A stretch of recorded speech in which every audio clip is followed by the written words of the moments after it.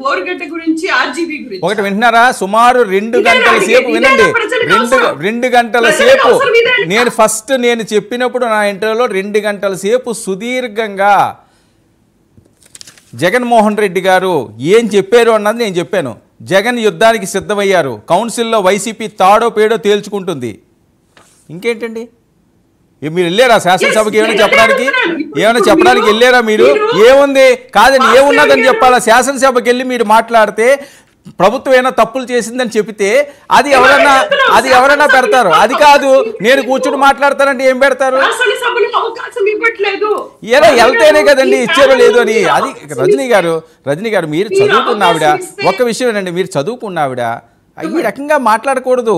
వెళ్తేనే కదా ఇచ్చారో లేదో అని. ఒకసారి వెళ్ళండి, ఇవ్వలేదు అనుకోండి, చెప్పేసి వచ్చేయండి మాకు ఇవ్వలేదు, మేము ఎందుకు అక్కడ ఉండడం అని. అసలు వెళ్లకుండానే మీకు మీరే ఊహించుకుని మాట్లాడితే అది ఏంటది? వితండవాదం. వెళ్ళాలి కదా. ఏంటి మీరు పేర్లు మర్చిపోతున్నారు? మీరు ఏ ప్రెస్టేషన్ లో ఉన్నారో తెలీదు, ఏం మాట్లాడుతున్నారు ఏంటో అసలు గందరగోళంగా ఉన్నారు. ఒకటి వర్మ గారు, I'm sorry for that. Varma గారు ఎక్కడా కూడా సూపర్ 6 లో హామీలు అమ్మఒడికి దాదాపుగా వీళ్ళు చెప్పిన ప్రకారం 15,000, 18,000 ఆ పాట కింద లెక్క వేస్తే ఈ రోజు వీళ్ళు 12,000 కోట్ల రూపాయలు అమ్మఒడికి కేటాయించాలి. కానీ బడ్జెట్ లో ఎంత కేటాయించారు వర్మ గారు? నిండు సభలో వెళ్ళి ప్రశ్నించండి, మిమ్మల్ని అందుకని గెలిపించారండి. అరే నొక్కితే చెప్పాలి కదా, నొక్కంది మీరు నొక్కుతారు అని ఊహల్లోకి వెళ్ళకండి. ప్రజలకి అవసరమైనటువంటి సమస్యలు మీకు అవసరం లేదు. మీకు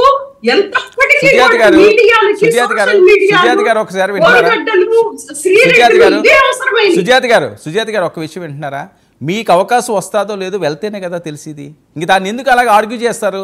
మీరు వెళ్ళి ఒక్కరోజు ఉండి, ఒక్క నిమిషం ఉండి, ఇదిగో అండి మేము వెళ్ళే మాకు అవమానం జరిగింది అంటే ప్రజలు చూసుకుంటారు కదా. 40% మీకు ఓట్లు ఇచ్చి 11 సీట్లు ఇస్తే ప్రజలకి ఓట్లేసి ఈవీఎంలు ఎంతో ట్యాంపరింగ్ చేసి వీళ్ళు ఓట్లు వేసుకున్నారు, ప్రజలు చూడలేదా? ఓకే అండి, ఓకే. ఎవరింట్లో కాదండి, మీరు చెప్పేది ఏంటంటే ప్రజాస్వామ్యాన్ని. సుజాత గారు కోర్టులు ఏం చేసినాయి? వెరిఫై చేయమంటే వాళ్ళు చేసింది ఏంటి? రీకౌంటింగ్ పెడతారు మళ్ళీ చేస్తున్నారు వాళ్ళు. ఓకే సుజాత గారు, లేకపోతే ఓటింగ్. సుజాత గారు, ప్రజాస్వామ్యాన్ని మనం అపహాస్యం చేయకూడదు. ప్రజల ఓటు హక్కు వినియోగించుకోవడానికి ఈవీఎంలు అంటే అప్పుడు వాళ్ళు మిమ్మల్ని అన్నారు, ఇప్పుడు మీరు వీళ్ళని అంటారు. ఎందుకు అది అనవసరమైంది? అది మనం నిరూపించే పరిస్థితి ఉండదు, ఎవరు హర్షించరు. దాని గురించి మనం ఎంత వర్మ గారు ఒకటి మేము యాక్చువల్ గా జగన్మోహన్ రెడ్డి గారు ఈ రోజు వెళ్ళకపోవడానికి కారణం ముందే చెప్పారు. ఎందుకు వెళ్ళట్లేదు, కానీ ప్రజలకి సంబంధించింది ప్రతిదీ మేము ప్రశ్నిస్తాం అని అడిగారు.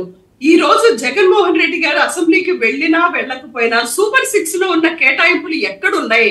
ఒక్క పథకం గురించి వెళ్ళండి, జనాల్లోకి వెళ్ళి మీరు పోరాటం చేయండి. ఎవరు ఆపలేదు కదా, వెళ్ళి ప్రజల్లోకి వెళ్ళండి. సుజాత గారు, ఓకే సుజాత గారు, మీరు ప్రజలు అమలు చేస్తున్నారంటే సుజాత గారు ఎంత మంది దానికి లబ్ధిదారులు ఉన్నారు? సుజాత గారు మీరు ప్రజల్లోకి వెళ్ళండి. ఓకే, మీరు ప్రజల్లోకి వెళ్ళండి, దీని మీద పోరాటం చేయండి, ప్రజల్ని అవేర్నెస్ తీసుకురండి. ఎవరు వద్దన్నారు? మీరు అదే కదా, వాళ్ళ తప్పులు ఏమైనా ఉంటే మీరు చెప్పండి అనే కదా 40% మీకు ఇచ్చింది. ఇక దానికి ఏముంది, ప్రాబ్లం ఏముంది? వెళ్ళండి.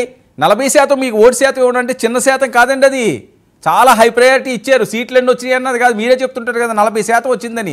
40% ప్రజలు, కోట్లాది మంది ప్రజలు మిమ్మల్ని నమ్మి ఆ పొజిషన్ మీకు ఇచ్చారు, ఆ ఓటు శాతం మీకు ఇచ్చారంటే ప్రజల్ని అవేర్నెస్ చేయండి, తప్పులు ఎండగట్టండి. ఎందుకు ఇవ్వని అడగండి, కాలర్ పట్టుకుంటే ఎవరు వద్దన్నారు? ఎవరైనా వద్దారన్నారా? ఎవరైనా ఆపారా? ఆపితే మీరు ఆగుతారా?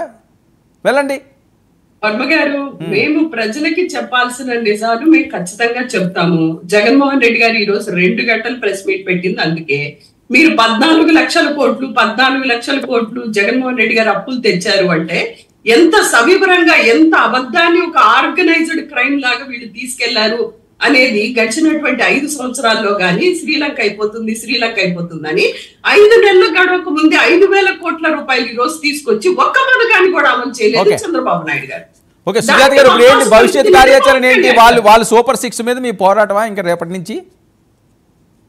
డెఫినెట్ గా సూపర్ 6 మీద మేము ఖచ్చితంగా ప్రజలకి ఎలాంటి హామీలు ఇచ్చామో వాటి మీద మేము ఖచ్చితంగా పోరాటం చేస్తాము. కానీ టీడీపీ వాళ్ళు కానీ జనసేన గాని వాళ్ళు వైసీపీ కార్యకర్తల్ని అమ్మకి నీళ్లు నాన్నకి ఫుల్ అనేటువంటి దాని మీద కార్యకర్తల్ని జైళ్లలో వేసుకొని ఆర్గనైజ్డ్ క్రైమ్ పోలీసులను అడ్డం పెట్టుకొని హింసించేటువంటి కార్యక్రమం వాళ్ళు చేస్తున్నారు, చేసుకోవచ్చు వాళ్ళు. ఎందుకంటే కష్టాలేం మాకు కొత్త కాదు వైసీపీ పార్టీకి, మేము అన్నింటి నేను ముందే చెప్పాను జగన్మోహన్ రెడ్డి గారు ఎన్నో కష్టాలు పడి ఆ స్టేజ్ తెచ్చుకున్నారు అని.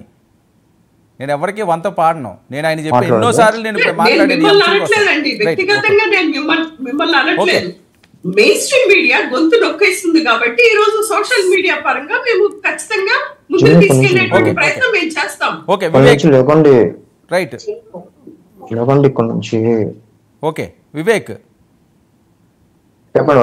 అన్యాయంగా అక్రమంగా చిన్న చిన్న అంశాలకు కూడా కేసులు పెడుతున్నారట, వినాలి వివేక్. చెప్తున్నాను, చెప్పండి. ఓకే వినాలి ఒకసారి. ఏదైతే అంశాలు ఉన్నారో సుజాత గారు చెప్పినవన్నీ కూడా మీరు వినే ఉంటారేమో. సోషల్ మీడియాకి సంబంధించో లేకపోతే వేరే అంశాలకు సంబంధించో అన్యాయంగా అక్రమంగా చిన్న చిన్న వాటికి వాళ్ళు ఏమి చేయని దానికి మీ తప్పులు